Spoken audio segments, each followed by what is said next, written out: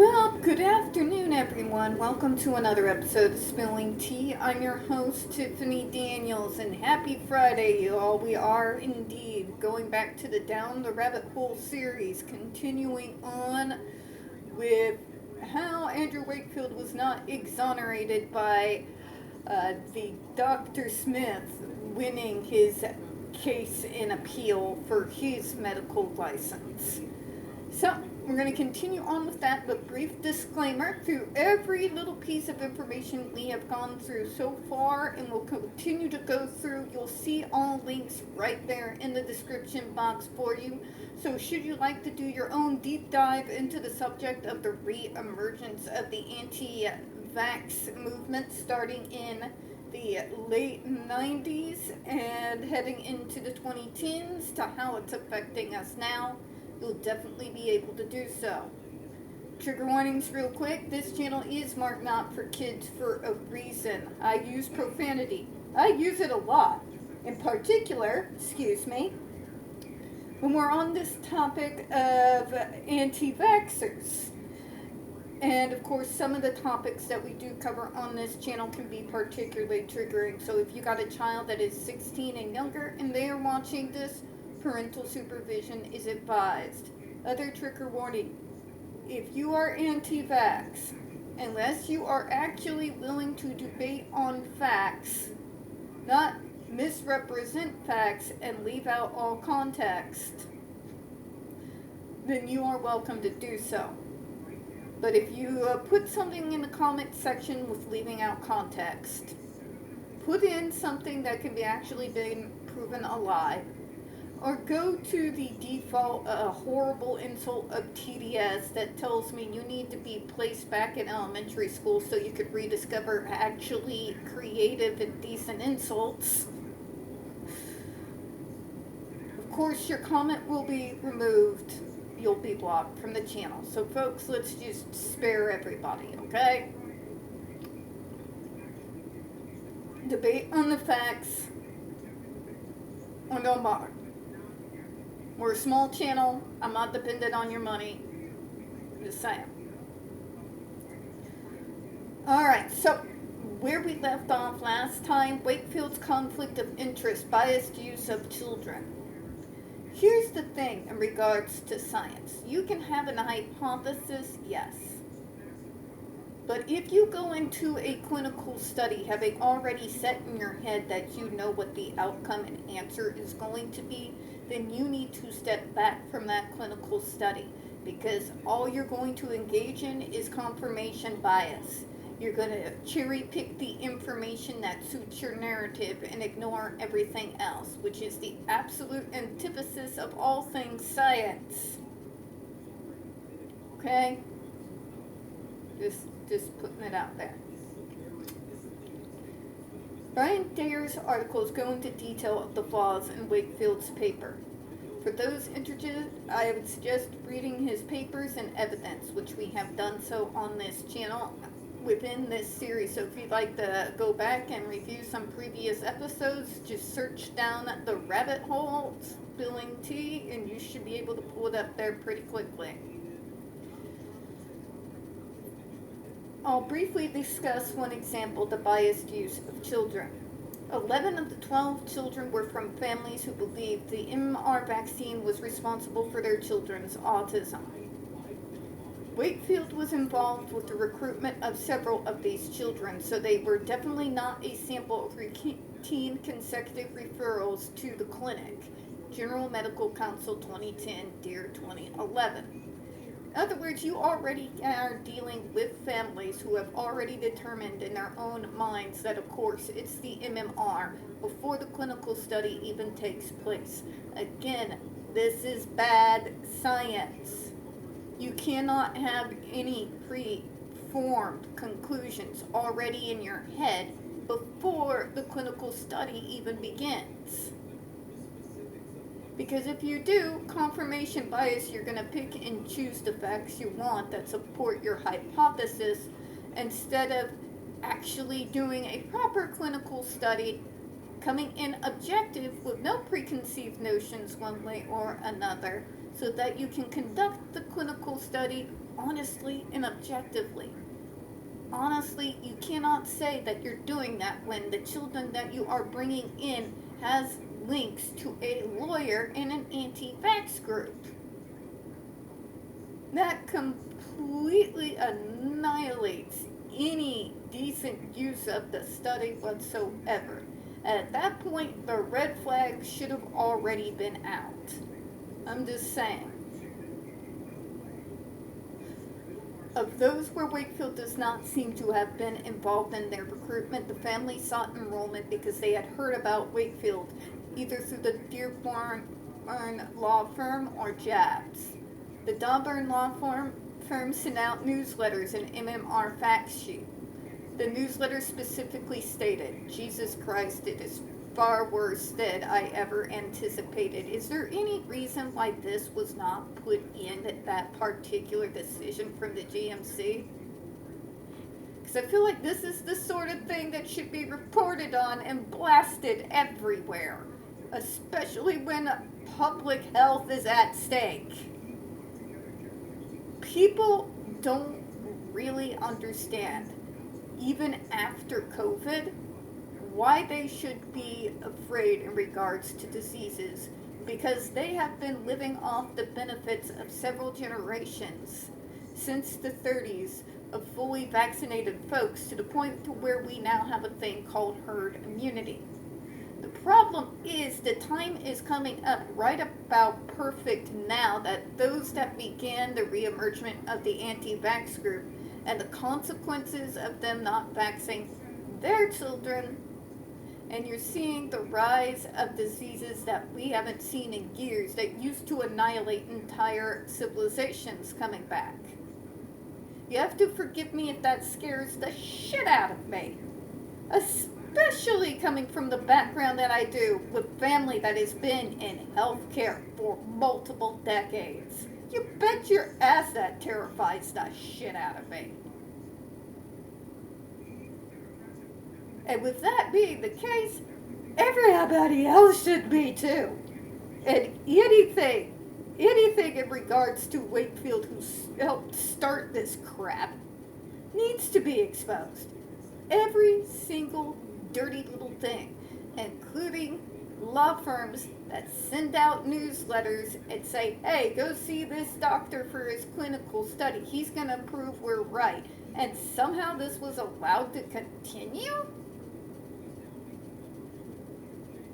Also noticing a severe lack of oversight here that is actually disturbing.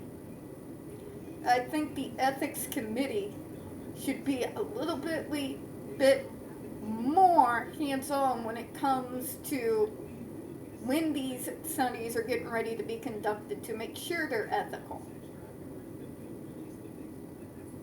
People should have known if there was a conflict of interest for Andrew Wakefield before anyone gave him funding for that crackpot study.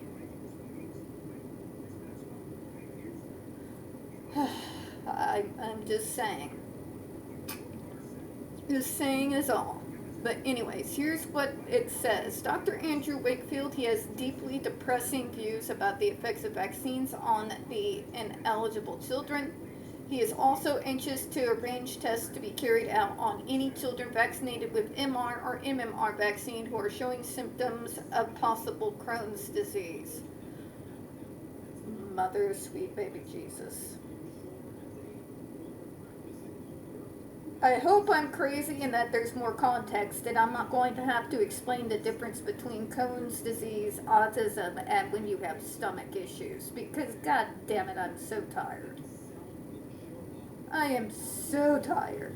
This is why we're going to start the snake oil cells, because I need you guys to see this crap.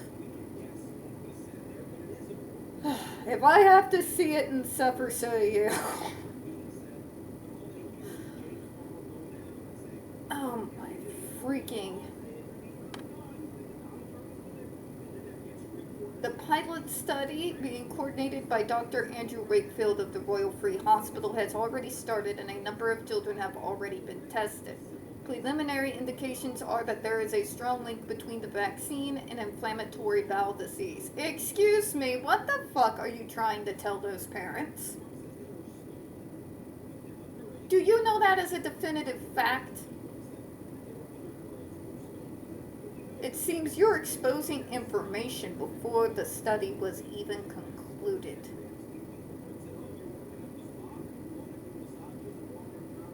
I mean, how anti-science are we going to get here? We are in direct touch with several support groups and we share information with them, have attended and given addresses at public meetings organized by JABS. You see this conglomerate here? Yeah. If that doesn't smell exceedingly like special level 3 days left out in the current sun fishy here. And hell, throw in some Limburger cheese set in the sun for about 10 days in this heat, right over the smelly ass fish. It's that level of sticks, alright? There's something rotten in the state of Denmark. Let us continue. Besides Brian Deere's articles, additional sources confirmed Deere's access to the children's case records. In a lawsuit by Andrew Wakefield against Channel 4 and Brian Deere, Mr. Justice Edie writes, there is a further hearing before me on the 1st of November 2006 concerning the defendant's right to inspect documents disclosed by the claimant concerning prima facie confidential information related to various children who had some years ago been the subject of the claimant's research. It became necessary for me to consider the rights of the patients concerned, some of whom are still minors and some of whom are adults, albeit not necessarily in a position to give meaningful consent themselves. Under Article 8 of the European Convention on Human Rights and Fundamental Freedoms, I ruled it was necessary and proportionate for the defendants to inspect the documents, but put in place a regime to protect confidentiality, which the parties have carefully developed in practical terms. I referred on that occasion to certain paragraphs in the claimant's amended reply, because they are illustrated particularly how central and the relevant medical records appear to be a plea of justification. It's the England and Wales High Court Queen's Bench Division Decisions 2006. The annual transcripts of the GMC hearings included testimony of the mother of child 12 and the GPs for the Lancet article's children. In a commentary by the poster to the online group transcripts, it states, and we'll actually end up going into that after this upcoming Friday after this. I think that covers it for now.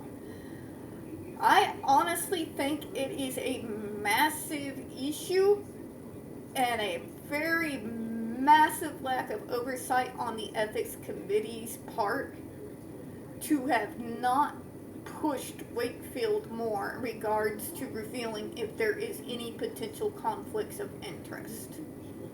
I feel as though they just took his word, and considering the day and age that we are currently living in now, we can't take people's word anymore. What's that house line? Everybody lies? Yeah. Take a look around.